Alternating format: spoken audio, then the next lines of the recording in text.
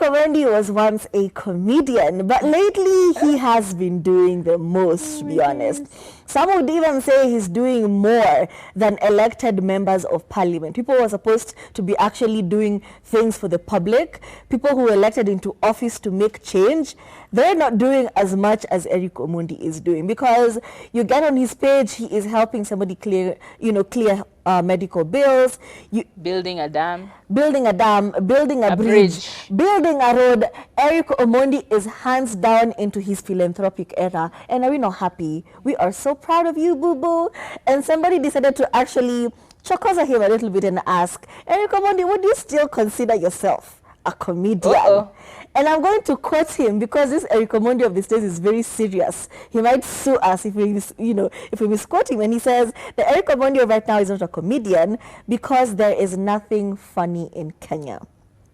He went on to say, there's nobody who wants to laugh. People are depressed. Actually, I think we should ban all comedy shows in the country. There is nothing to smile or laugh about. You can't laugh in a funeral, honestly. And it's actually true, the state of the nation, but I feel like it's the same all over the world. You know, pretty much, yeah. People are choosing to find joy where they're finding it. So if you sit down and decide to focus on all the things that are wrong, this is the mood you're going to be having all day. And I actually even saw a sad story that he actually put out, where he put out a number that people can text him if they want to be connected to jobs. And by a few hours, he had gotten more than 12,000 messages from people requesting a job opportunity. So it just goes to speak to the economic state of the nation, to be honest. Everyone is struggling. Everyone is trying to make ends meet. Everyone is just trying to make it, to do the best they can, to provide for their children, to live the lives that they want to live. And it's very depressing if you choose to focus on that. But if you say, hey, it is hard, but me, I'm going to be harder, I think that's the only attitude we can employ at this point, because it's hard. You try to do 1 + 1, you find the price of bread is now 300 shillings. As in, it just makes no sense. The 16% tax is also kind of crazy. As in, the government is just chilling. Yeah. The advice, iyo kitchen cabinet by the mina shina nikiuliza, inakaa aje. Yeah. What does that kitchen cabinet look like? Because and you think it's the kind the kind of sounds coming from that kitchen cabinet are very problematic. It is crazy to think that people actually sat down and said, only the affluent eat bread and milk. So let us add 16% to that so that they can pay it in tax and bring more income to the government. Who do we run to? Affluent.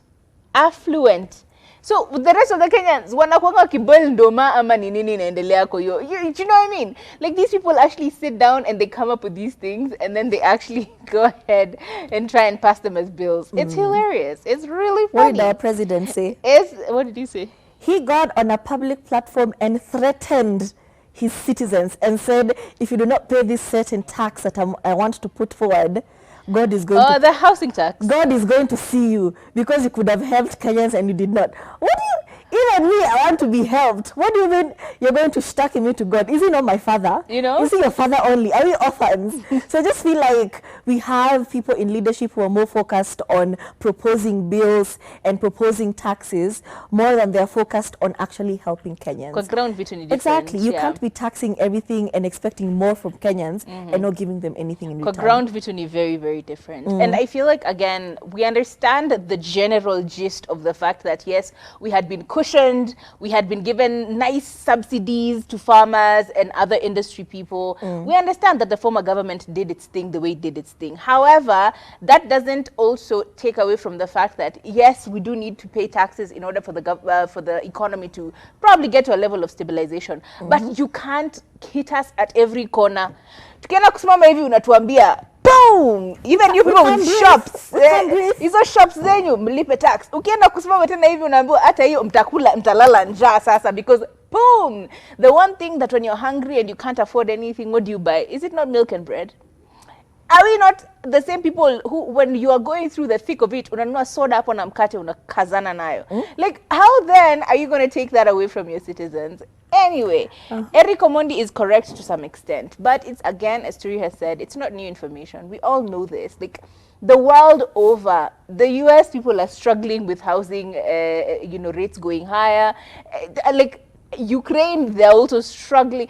Everyone in the world is struggling. Nigerians are also struggling. South Africans are struggling. Like the whole world is going through a crisis, not just economically, but even with mental health. And we can see this world over. However, Eric Omondi, at the same time, like, I get that you're trying to put, like, energy and oomph into your statements, but like, surely let's cancel all comedy shows. Like, that's where you went.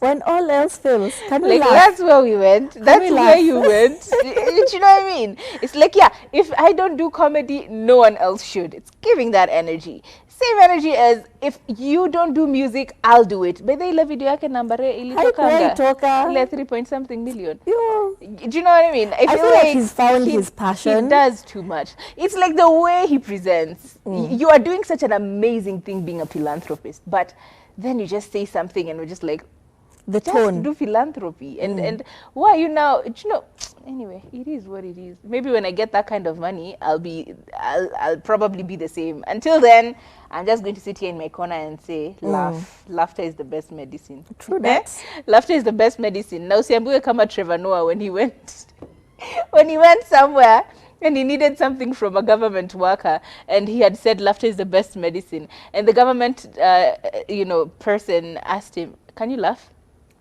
Or he'd gone to a hospital asking for medicine for his mom, and then the person said, "You better laugh. Isn't it the best medicine? Because we don't have the medicine in here, so it's out of stock. Please tell her to laugh." Yo. Like, Yo. it's bad. It's